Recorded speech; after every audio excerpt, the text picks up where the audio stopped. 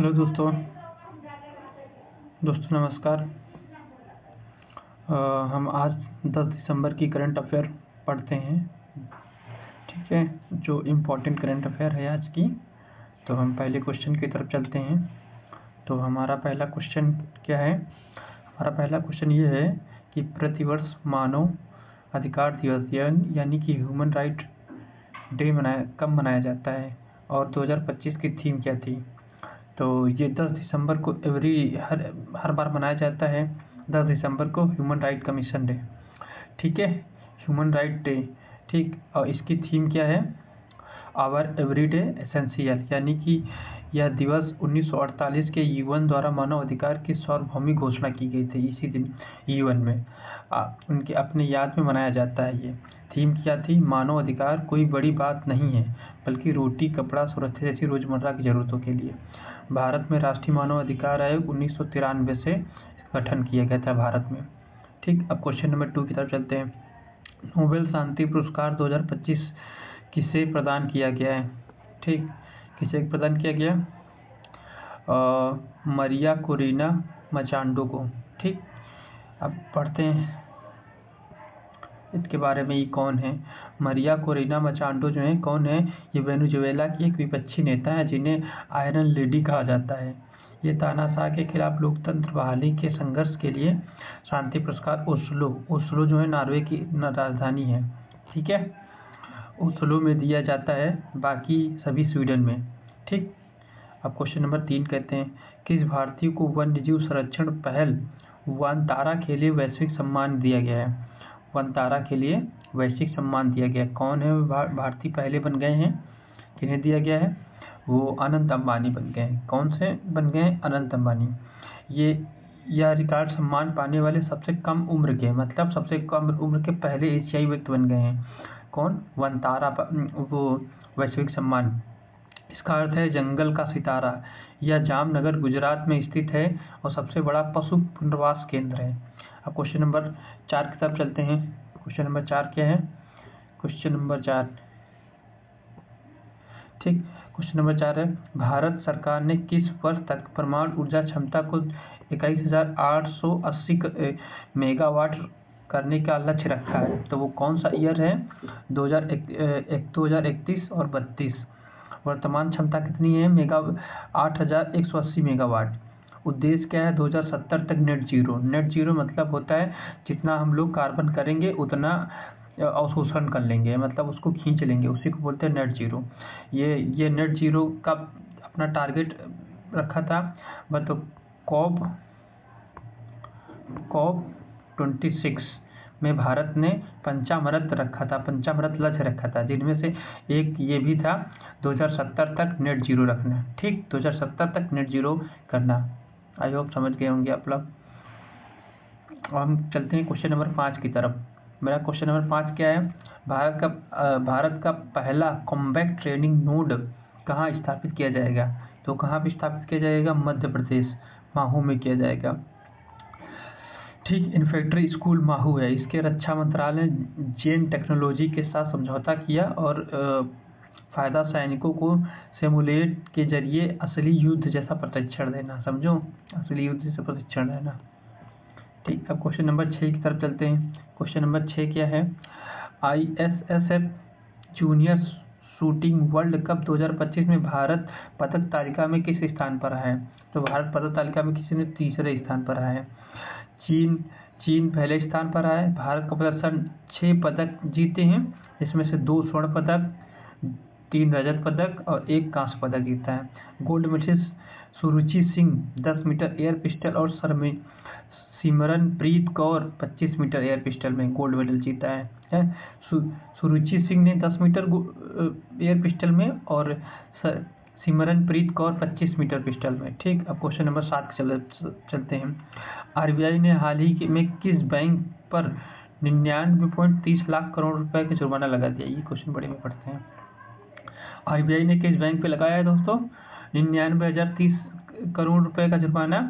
तो किस पे लगाया है? जम्मू कश्मीर बैंक पे, यानी जम्मू कश्मीर बैंक बैंकिंग नियमों और केवाईसी मानदंडों का पालन ना करना।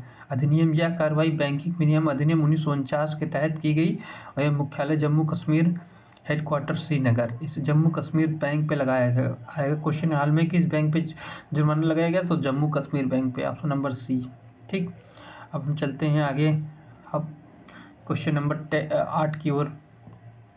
ठीक, तो केंद्रीय गृह मंत्री अमित शाह ने अर्थ समिट 2025 का उद्घाटन कहाँ किया है? तो आप बता सकते हैं गुजरात में किया है, गांधीनगर। ठीक, स्थान महात्मा गांधी मंदिर, गांधीनगर। घोषणा पैक्स, PACS मतलब सहकारी समितियां अब गांव में बीमा एजेंट के रूप में काम करेंगी।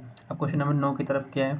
9 है, लोकसभा में हाल में किस राष्ट्रीय गीत के 150 वर्ष पूरे होने पर चर्चा की गई? वो कौन से? आप लोग सभी जानते होंगे, वंदे मातरम है, क्योंकि 150 ये कब पढ़ते हैं ये वंदे मातरम की ओर क्या है ये कब, इनके रचयिता कौन है? आपको पता होगा, बंकिम चंद्र चट्टोपाध्याय। ठीक, उपन्यास आनंद मठ से लिया गया है। इसे पहली बार 1896 में, पहली बार कब गाया गया था?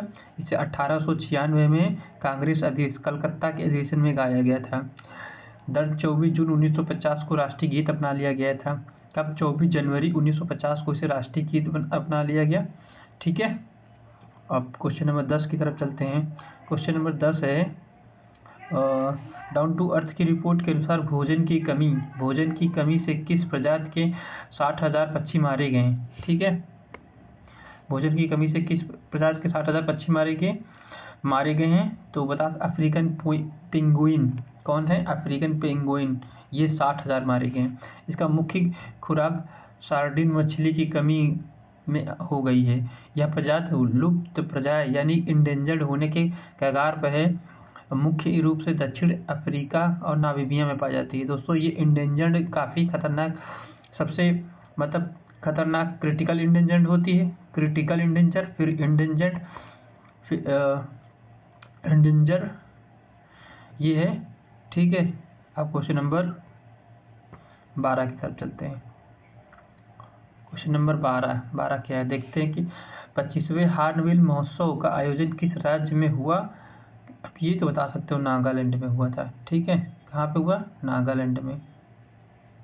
25वें हार्नबिल महोत्सव का उद्घाटन कहाँ? नागालैंड में हुआ, और ये खत्म होने पर क्योंकि 10 दिसंबर तक था। तो हम आगे चलते हैं क्वेश्चन नंबर 12 की तरफ। क्वेश्चन नंबर 12 क्या है? जलवायु परिवर्तन प्रदर्शन सूचकांक में शीर्ष 3 स्थानों पर कौन सा है? तो शीर्ष 3 स्थानों पे कोई भी नहीं रहा। ठीक, क्योंकि 4th नंबर पे पहले इसका जो है 4th नंबर के बाद रैंकिंग शुरू हुई, तो 4th नंबर पहले, दूसरे, तीसरे स्थान पर कोई नहीं रखा गया क्योंकि इसका प्रदर्शन पर्याप्त नहीं है। भारत लगातार 10वें स्थान पर है। ठीक, यह जर्मन वॉच द्वारा जारी किया जाता है। ठीक है, जर्मन वॉच द्वारा जारी किया जाता है। अब क्वेश्चन नंबर 13 की तरफ चलते हैं। क्वेश्चन नंबर 13, हाल ही में चर्चा में रहा माउंट लोटोम्बी लौकी ज्वालामुखी, ये चर्चे में रहा तो इसीलिए मैंने रख दिया था, तो ये इम्पोर्टेंट हो सकता है। तो ये कहाँ का था? इंडोनेशिया का था। ठीक, इंडोनेशिया रिंग ऑफ फायर में स्थित एक अधिक ज्वालामुखी है। रिंग ऑफ फायर मतलब ये है कि जैसे कि इधर ये उत्तरी अमेरिका। ठीक, यहाँ पे मेरे पास बहुत अच्छा पेन नहीं है, मैं ऐसे बना रहा हूँ। ये दक्षिणी अमेरिका, और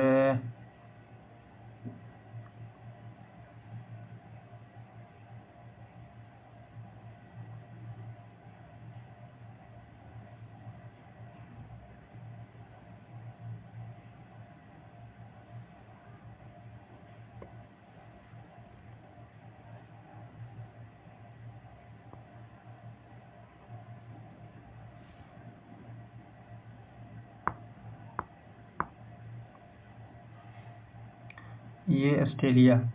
तो ये जो क्षेत्र है, ये इसको क्या बोलते हैं? यहाँ ये कमचटका से लगा के, यहाँ से लगा के, यहाँ से लगा के, ये और दक्षिणी अमेरिका पूरा ये क्षेत्र जो है, ये वाला क्षेत्र, इसको रिंग ऑफ फायर के नाम से जानते हैं। किसके नाम से जानते हैं? रिंग ऑफ फायर के नाम से जानते हैं। लगभग 70 से 80% जो है इसी में ज्वालामुखी क्रियाएं होती रहती हैं, ठीक है। और सबसे ज़्यादा भूकंप भी इसी में आते हैं। तो आप समझ के होंगे रिंग ऑफ फायर मतलब प्रशांत महासागर जो है इसका पश्चिमी और पूर्वी किनारा है। तो पूरा टोटल मिलाते हुए यही बोलते हैं इसको रिंग ऑफ फायर, ठीक है। आप क्वेश्चन नंबर 14 की तरफ चलते हैं। एमएसएमई को ऋण देने के लिए एनएसआई ने किस बैंक के साथ समझौता किया गया है? तो इंडियन बैंक के साथ समझौता किया। किसके साथ? इंडियन बैंक के साथ समझौता किया, ठीक है। इंडियन बैंक के साथ समझौता किया। छोटे उद्योगों को आसानी से लोन उपलब्ध कराना, एमएसएमई, ठीक। बैंक क्या है? मुख्यालय चेन्नई में है। अब देखते हैं आखिरी आज का आखिरी क्वेश्चन है। महाकुंभ 2025 के लिए उत्तर प्रदेश सरकार ने कौन सा ऐप लॉन्च किया है? तो महाकुंभ ऐप लॉन्च किया है। कौन सा? महाकुंभ ऐप लॉन्च किया है। यह आयोजन प्रयागराज में 13 जनवरी 2026 से 2025 तक ऐप के फीचर, घंटों की जानकारी, पार्किंग स्लॉट और रास्ता बनाने की सुविधा, क्योंकि 13 जनवरी से 26 फरवरी 2025 तक ये कहाँ क्या था, क्या करना था, इसके लिए ये लॉन्च किया है, ठीक है। तो आई होप आप लोगों को अच्छा लगा होगा। अच्छा लगा हो तो लाइक सब्सक्राइब जरूर कर दें दोस्तों।